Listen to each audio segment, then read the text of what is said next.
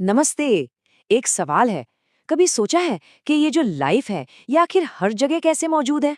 मतलब बर्फीले पहाड़ों से लेके तपते रेगिस्तान तक, ऐसी ऐसी मुश्किल जगहों पर भी। तो आज चलिए इसी कमाल के रहस्य को समझते हैं। जरा सोचिए।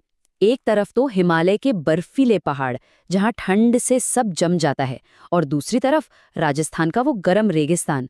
माहौल में जमीन आसमान का फर्क है ना? पर कमाल की बात यह है कि दोनों ही जगहों पर जीवन मौजूद है। तो सवाल ये है कि आखिर ये होता कैसे है।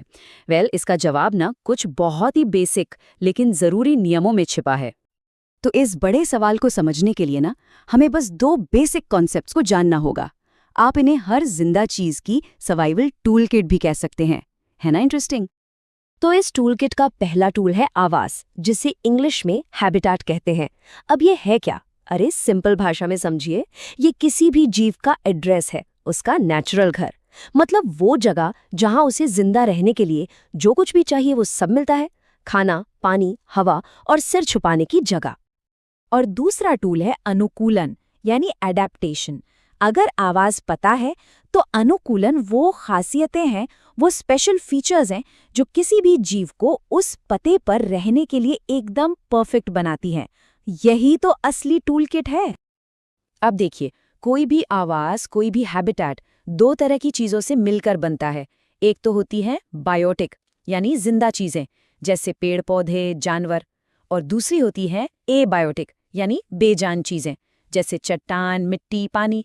और ये जो अनुकूलन होता है ना, वो इन्हीं जिंदा और बेजान चीजों के साथ तालमेल बिठाने का ही नतीजा है। तो फिर थ्योरी तो बहुत हो गई। चलिए अब इन कॉन्सेप्ट्स को असल में काम करते हुए देखते हैं। एक छोटे से टूर पर चलते हैं। हम तीन एकदम अलग अलग हैबिटेट्स में जाएंगे और देखेंगे कि वहां के जीव अपने माहौल के हिसाब से कैसे ढले हुए हैं। तो हमारी पहली डेस्टिनेशन है रेगिस्तान। अब यहाँ के हालात तो हम सब जानते ही हैं, कितने मुश्किल होते हैं। पानी ना के बराबर, दिन में झुलसा देने वाली गर्मी और रातें उतनी ही ठंडी। और जब रेगिस्तान की बात हो तो ऊंट का जिक्र तो आएगा ही। वो तो इस माहौल का असली मास्टर है। देखिए कैसे उसके लंबे पैर उसके शरीर को गर्म रेत की तपिश से दूर रखते हैं। वो पानी बचाने के लिए यूरिन बहुत कम पास करता है, यहाँ तक कि उसका गोबर भी एकदम सूखा होता है। और सबसे कमाल की बात, उसे पसीना ही नहीं आता। सोचिए, पानी की एक एक बूंद बचाने का कितना जबरदस्त तरीका है ये। पर कहानी सिर्फ जानवरों की नहीं है, पौधे भी किसी से कम नहीं है। कैक्टस का ही एग्जाम्पल ले लीजिए। उसकी पत्तियां कांटों में बदल गई हैं। क्यों? ताकि पानी भाप बनकर उड़ ना जाए। उसका जो मोटा वैक्स जैसा तना है ना, वो पानी भी स्टोर करता है और उसी से फोटोसिंथेसिस मतलब अपना खाना भी बनाता है। और उसकी जड़ें, अरे वो तो पानी की तलाश में जमीन में बहुत बहुत गहराई तक चली जाती हैं। ओके, तो रेगिस्तान से निकलकर अब चलते हैं पहाड़ों की तरफ। यहाँ की चुनौतियां बिल्कुल अलग हैं। कड़ाके की ठंड, तेज बर्फीली हवाएं और कई बार तो बहुत भारी स्नोफॉल। तो जाहिर है यहाँ के जानवरों की सर्वाइवल टूल किट भी एकदम अलग होगी। जैसे कि स्नो लेपर्ड, उसकी मोटी स्किन और फर उसे ठंड से बचाती है। याक को देखिए, उसके लंबे लंबे बाल उसे गर्म रखते हैं। और पहाड़ी बकरी, उसके मजबूत खुर उसे चट्टानी ढलानों पर ऐसी पकड़ देते हैं कि वो आराम से दौड़ सके। जानवरों की तरह ही यहाँ के पेड़ भी बहुत स्मार्ट होते हैं। आपने देखा होगा, वो अक्सर कोन शेप के होते हैं और उनकी टहनियाँ नीचे की तरफ झुकी होती हैं। ये डिज़ाइन देखने में भले ही सिंपल लगे, पर ये बहुत ज़रूरी है। इसी की वजह से जब भारी बर्फ गिरती है तो वो आसानी से फिसल कर नीचे चली जाती हैं और पेड़ की टहनियाँ टूटती नहीं हैं। कमाल है ना? चलिए अब हमारे टूर की आखिरी जगह पर चलते हैं। घास के मैदान यानी ग्रासलैंड्स। ये जगह एक तरह से शिकारी और शिकार के बीच चलने वाले एक हाई स्टेक ड्रामा का स्टेज है। यहाँ एक बहुत ही इंटरेस्टिंग चीज देखने को मिलती है, आंखों की पोजीशन। जो शिकारी हैं जैसे शेर, उनकी आंखें चेहरे पर बिल्कुल सामने होती हैं। इससे क्या होता है, उन्हें अपने शिकार की दूरी का एकदम सटीक अंदाजा लगता है। और दूसरी तरफ है शिकार जैसे हिरण। इनकी आंखें सिर के साइड में होती हैं, जिससे इन्हें एक वाइड व्यू मिलता है। मतलब ये लगभग चारों तरफ देख सकते हैं, ताकि कोई भी खतरा कहीं से भी आए तो पता चल जाए। और बात सिर्फ आंखों की नहीं है।